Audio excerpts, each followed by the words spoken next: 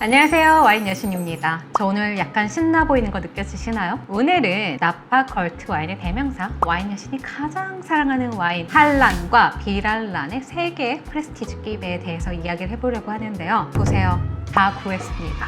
앞줄에 나와 있는 건 그들의 대표 와인이고요. 뒷줄로 빠져 있는 건 그들의 세컨 와인인데요. 지금 이 배열이 너무 어지럽다고 감독님이 화가 많이 나셔서 일단 이걸 치워놓고 제가 비랄란에 대해서 설명드리도록 할게요.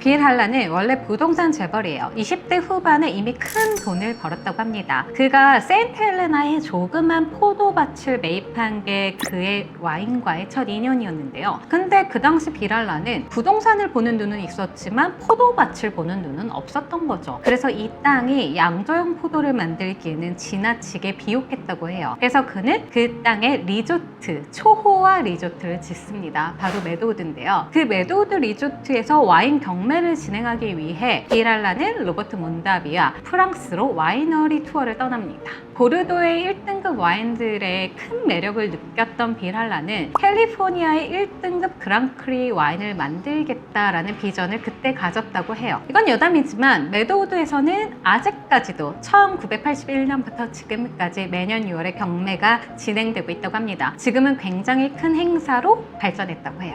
1979년 비랄란은 와이너리를 만들기 위해 본격적으로 와인밭을 매입을 합니다. 보르도에 갔다 온 그는 와인밭을 보는 눈이 좀 생겼겠죠. 오크빌의 언덕에 위치한 땅을 매입을 하는데요. 그 당시에 40에이커 정도를 샀다고 해요. 근데 처음에는 그 중에 6에이커에만 포도를 심었다고 합니다. 카베네 소비뇽, 카베네 프랑, 멀롯, 푸티베르. 누가 봐도 보르도 블렌딩을 위한 와인을 작은 6에이커 땅에 심었고요. 그는 1988년 미셸 롤랑을 컨설턴트로 고용했고요. 1990년 처음으로 상업용 할란 에스테이트를 시장에 선보입니다.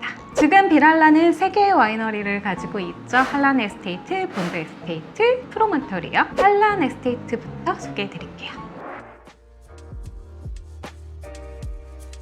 할란 에스테이트는 나파밸리 최고의 와인이자 비랄란의 대표작이죠. 근데 매우 비싸요. 1990년에 처음 출시됐으니까 객관적으로 역사가 긴 와이너리가 아니란 말이에요. 그런데 로버트 파커 RP 100점을 밥 먹듯이 먹었고 굉장히 빠른 속도로 가격이 올랐죠. 저는 누가 미국 와인 중에 뭘 제일 좋아해? 라고 하면 한결같이 할란 에스테이트를 좋아한다고 말을 하는데요. 제가 처음 샀을 때도 꽤 비싸다고 느꼈는데 이제는 정말 큰 맘 먹어야 살 수 있는 가격까지 간 것 같아요. 일단 보시면 에티켓이 너무 예쁘죠?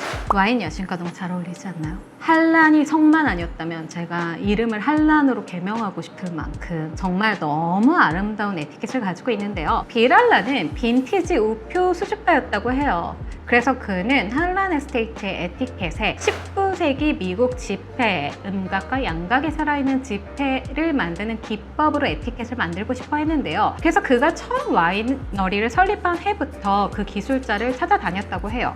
근데 찾기가 너무 어려웠던 거죠. 왜냐면 한 세기가 바뀌었잖아요. 그래서 이건 썰이지만 어쨌거나 미국에 남아있는 마지막 기술자를 찾아냈다고 합니다. 그래서 그를 통해 이 할란 에스테이트의 아름다운 에티켓을 만들어내게 되죠. 근데 그런 노력이 가치 있다고 할 만큼 할란 에스테이트의 에티켓은 특별한 것 같아요. 할란 에스테이트는 앞서 말씀드렸듯 보르도 블렌딩입니다. 당연히 블렌딩의 비율은 매해 조금씩 바뀌고요. 그의 동생 같은 와인이 있어요, 메이든. 메이든도 누가 봐도 할란 에스테이트의 동생이죠. 메이든은 공식적으로 할란 에스테이트에서 본인들의 세컨드 와인이라고 하고 있지는 않더라고요. 블렌딩 비율도 완전히 다르다고 합니다. 둘 다 마셔본 저로서는 할란 에스테이트의 캐릭터를 가지고 있다기보다는 다른 매력을 가지고 있는 와인이다 라고 생각하시는 게 맞을 것 같아요.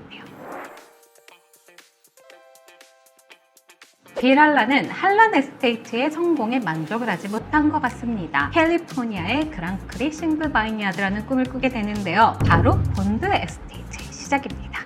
그는 1997년 60개의 포도밭을 후보로 선정한 다음 27개의 밭을 추립니다. 그리고 그로부터 2년 후인 1999년 단 2개의 와인, 베시너와 멀버리만 출시를 하게 되는데요. 그 수십 개의 밭을 테스팅해서 2001년에 세인트 에덴을, 그리고 2004년에 플러리버스를, 그리고 2006년에 컬라를 출시하면서 그는 의도하든 안 하든 보르도의 1등급 5대 샤또와 동일한 5개의 그랑크리를 갖추게 됩니다. 그는 이 5개의 밭의 때로와를 온전히 느끼게 하기 위해 100% 까베네 소비뇽으로 만듭니다. 이거는 사실 오늘은 제가 3개의 와이너리를 소개해야 되다 보니 시간이 부족하지만 기회가 된다면 5개의 와이너리를 비교 시음해보는 것도 재밌을 것 같아요. 이들에게도 세컨드 와인이 나옵니다. 바로 이 마트리아치인데요. 이 마트리아치는 이 5개의 밭에서 최종 본드로 선별되지 못한 포도로 만든다고 해요. 그러니까 어떻게 보면 품종은 100% 까베네 소비뇽, 그리고 밭은 이 5가지의 밭이 섞여 있겠죠. 저는 개인적으로 이 마트리아치를 굉장히 좋아합니다. 이건 취향의 차이일 수 있는데요. 물론 우리가 잘 만든 나파의 까베네 소비뇽 하면 굉장히 실키하고 벨베티하고 입에서 부드럽게 넘어가는 그런 와인들을 연상하시는 분들이 많이 계시겠지만, 제가 마셔본 마트리아치는 좀 강렬하고 날이 서 있었거든요. 근데 저는 그 캐릭터가 좋더라고요. 이건 호불호가 갈릴 수 있지만 충분히 기회가 된다면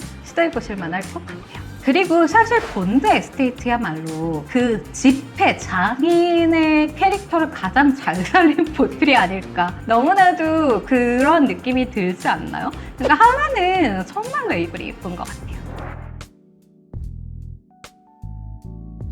히랄란의 여정은 여기서 끝나지 않습니다. 한란 에스테이트의 뒤편의 산에서 독립되어 있는 하나의 구획을 발견하게 되는데요. 거기서 시작한 와인이 프로몬토리입니다. 프로몬토리가 한국말로 하면 곧, 갑 이런 뜻이잖아요. 그렇게 생긴 모양. 실제로 저는 프로몬토리 와이너리를 이번에 방문을 했어요. 오피셜하게는 한란 에스테이트와 본드 에스테이트는 방문이 안 되기 때문에 유일하게 방문이 가능한 곳이 프로몬토리 와이너리인데요. 제가 가서 찍어온 사진과 영상을 좀 첨부를 해드릴게요. 일단 첫인상을 너무나도 모던하고 너무나도 고급스럽다. 그리고 투어도 굉장히 프라이빗하게 진행이 됐는데요. 이런 표현이 맞는지 모르겠지만 와이너리 전체에서 너무 분해가 나고 깔끔하고 고급스럽고, 아, 이것이 부동산 재벌의 돈이구나, 약간 이런 느낌이 조금 나긴 나더라고요. 프로몬토리에 관련된 여러 가지 설명을 들을 수 있었어요. 제가 영상으로 넣어드릴 건데 거기에 나오는 어마어마한 사이즈의 오크통이 있거든요. 프로몬토리에서는 일반적인 오크통을 사용하지 않고 오스트리아에서 만든 820갤런짜리 오크통에 숙성을 합니다. 여러분, 820갤런 좀 감이 오시나요? 우리가 베스킨라빈스에 가서 여럿이 아이스크림을 먹으면 시키는 사이즈가 하프갤런이죠. 그러니까 그 사이즈가 무려 1640개가 쌓여야 저 오크통이 나온다는 얘기예요. 프로몬토리는 5년이라는 긴 숙성 기간을 가지죠. 그리고 이 기간 동안 오크의 간섭을 줄이는 방법은 크게 2가지가 있습니다. 뉴오크를 사용하지 않는 것, 그리고 오크통을 크게 만들어서 와인과 접촉하는 면적을 줄이는 것. 이 2가지를 프로몬토리는 다 한다고 생각하시면 될 것 같아요. 저는 사진에 나오는 21빈티지의 배럴 테이스팅을 진행을 했고요. 매우 특별한 경험이었죠. 그리고 당연히 프로몬토리와 그의 세컨와인인 페널티메이트의 시음도 진행을 했습니다. 한란 에스테이트와 프로몬토리는 전혀 다른 캐릭터를 가지고 있는 와인이라고 생각합니다. 물론 조성도 조금 다르죠. 왜냐하면 프로몬토리는 까베네 소비뇽을 대부분으로 사용하고 말베카 푸띠 베르도를 소량 사용한다고 하거든요. 근데 숙성 과정에서도 큰 차이가 나타나는 게 사실입니다. 한란 에스테이트는 뉴오크를 사용하는 반면 프로몬토리는 뉴오크를 사용하지 않고 오크통의 사이즈도 크고요. 이 모든 게 그들이 지향하는 바가 다르다는 걸 보여주는 거겠죠. 프로몬토리의 세컨 와인 페널티메이트 같은 경우는 프로몬토리도 수확과 숙성을 밭별로 진행을 한다고 해요. 그래서 최종적으로 프로몬토리가 되지 못한 밭의 와인을 모아서 만든 게 페널티메이트고, 이 밭은 매해 다르게 선정이 된다고 합니다. 그러니까 어떻게 보면 처음 만드는 목적은 우리는 프로몬토리를 만들 거야 라고 만드는 거잖아요. 한란 에스테이트 세컨드 와인 중에는 가장 첫 번째 와인의 캐릭터를 잘 살려주고 있는 것이 페널티메이트가 아닐까라고 생각을 해요. 하지만 한란 에스테이트의 모든 세컨 와인 지금 수입이 안 되죠. 아마 추측컨대 그 이유는 세컨드 와인이 그렇게 싸지 않아요. 미국 현지에서 사도 500불, 600불 정도의 돈을 지불을 해야 하는데 한국에 들어오면 당연히 100만 원이 넘는 가격일 것이고 조심스레 예상해 보기에는 그 가격대에 너무 쟁쟁한 다른 와인이 많아서가 아닐까라는 생각이 들거든요. 하지만 그럼에도 기회가 된다면 경험해 보시면 좋은 경험을 해보실 수 있을 거예요. 프로몬토리에 관한 기사를 좀 많이 찾아봤는데 프로몬토리가 출시된 시점부터는 비랄란의 아들인 윌 할란이 할란 에스테이트에 끼치는 영향력이 좀 성장한 시점이 아닌가 싶기는 해요. 하지만 우리가 윌 할란을 얘기하면 또 빠뜨릴 수 없는 와인이 하나 있죠. 분명 윌 할란이 만들었지만 그 세계 와이너리에 속해 있지 않은 와인이 바로 이 마스코트입니다. 이 마스콧은 저도 이번에 처음 알게 된 사실인데 할란 에스테이트, 본드 에스테이트, 프로몬토리 이 세 개의 와이너리에서 수령이 어린 나무들로 만든 포도로 블렌딩을 해서 나온다고 합니다. 정말 윌 할란이니까 가능한 블렌딩이겠죠. 아마 제가 오늘 가지고 나온 와인 중에 가장 저렴한 와인일 거예요. 제가 이걸 좀 급하게 샀는데도 30만 원대 정도에 구매를 했거든요. 물론 저는 좀 그런 생각은 있어요. 많은 분들이 분명히 할란보다는 본드가 조금 더 접근성이 좋잖아요. 그럼 본드를 마시고 나서 내가 할란에서 기대했던 거랑 좀 달라 이런 얘기를 많이 하시는데 할란과 본드와 프로몬토리는 각기 추구하는 방향성이 다른 와인이라고 생각을 하고요. 그의 세컨드 와인을 통해서 할란을 느껴보겠다라고 하는 것도 전 좀 말이 안 된다고 생각을 해요. 그런데 심지어 마스콧을 마시고 이 마스콧 제가 이번에 처음 안 사시는데 별명이 개할란이래요. 개가 그려져 있는 할란에서 만든 와인이라고. 근데 여기서 할란을 기대한다. 이건 조금 말이 안 맞는 말 같습니다. 하지만 분명히 잘 만든 와인일 거라고 확신하는 부분이 있어요. 자, 얘기가 너무 길었죠? 이제 할란을 시음해 볼게요.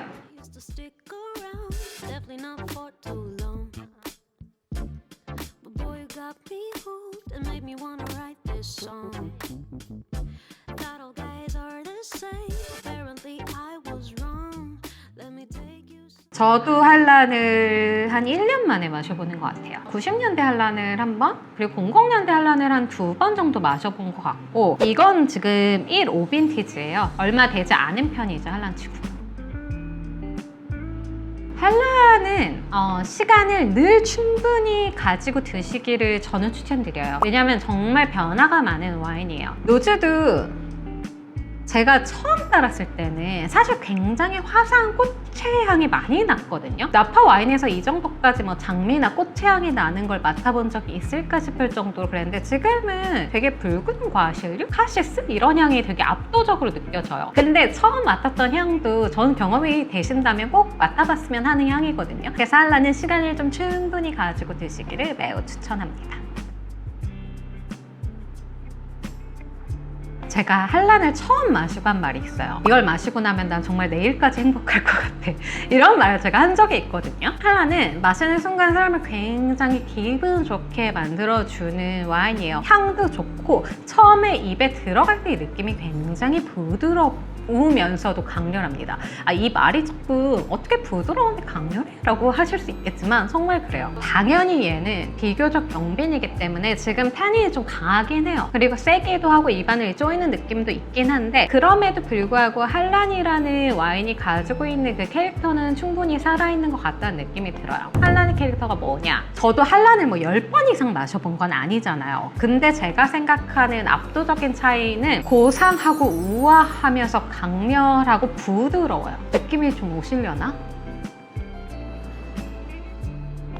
이렇게까지 바디도 좀 강하고 타닌도 강하고 산미도 강하고 이런 와인들을 많이 마시면 사람들이 좀 피로하다는 표현도 하고 입안이 지친다라는 표현도 하는데 할란은 저는 진짜 한 3-4병까지도 저희 주량이 닿는다면 마실 수 있거든요. 마실 때 느낌이 굉장히 부드럽고 좋죠. 할란은 제가 생각할 때는 되게 시각화를 잘 하는 와이너리라고 생각을 하거든요. 할란 에스테이트의 병에는 이렇게 뭐랄까 포도를 따고 있는 아름다운 여신의 모습이 놓여져 있잖아요. 이건 제가 개인적으로 인스타에도 후기를 올린 적이 있는데 저는 프로몬토리도 시음을 해봤다고 했잖아요. 그것과 비교했을 때 할란 에스테이트에서 가지고 있는 뉘앙스가 훨씬 더 여성적이고 귀족적인 느낌이 좀 있어요. 반면 프로몬토리는 되게 굳건하고 단단하고 각을 잡고 있는 신사의 느낌이 좀 있었거든요. 그래서 약간 비교를 해서 드시면 좀 좋을 것 같다라는 생각이 들어요. 그리고 이거 시음하다 갑자기 생각난 건데 저는 문과라서 몰랐는데 페널티메이트가 화학적 쪽에서 그런 단어래요. 끝에서 두 번째? 그럼 과연 한란이 생각하는 끝은 뭘까 너무 궁금하지 않으세요?